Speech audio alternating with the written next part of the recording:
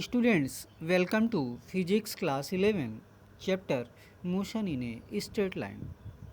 Students, last day we studied about time displacement graph,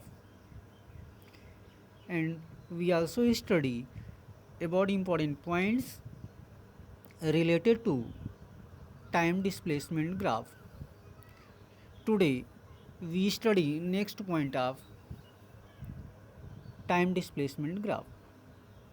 It is, if the graph line makes an angle greater than 90 degree with the x-axis,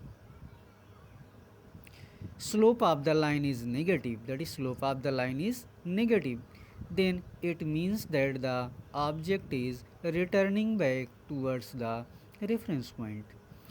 In the given graph, v is equal to AO upon OB, that is equal to 0 meter minus 20 meter upon 10 second minus 0 second, that will be equal to minus 2 meter per second. Here negative sign of velocity indicates that the object is moving in the reverse direction, that is it is returning. Next point, if the time displacement graph of a moving object has several lines of different slopes, then it means that at times the velocity of the object changes. It shows the given graph OA, AB, BC and CD. Next point, if the time displacement graph of an object is a continuous curve, then it means that the velocity of the object is continuously changing.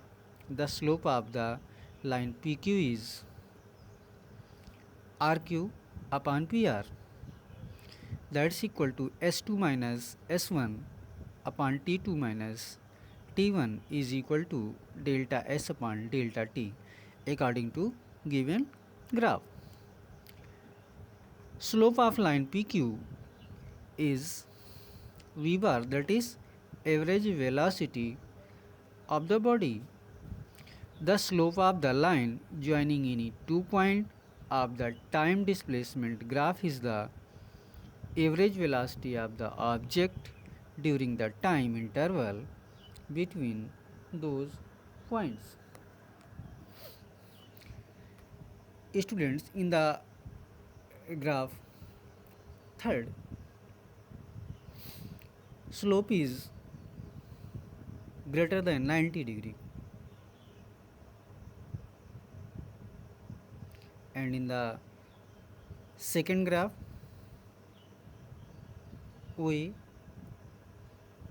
that is point fourth, OA, AB, BC and CD, slope of all these OA, AB, BC and CD are different. So velocity of the graph, or velocity of the object different here. In the next,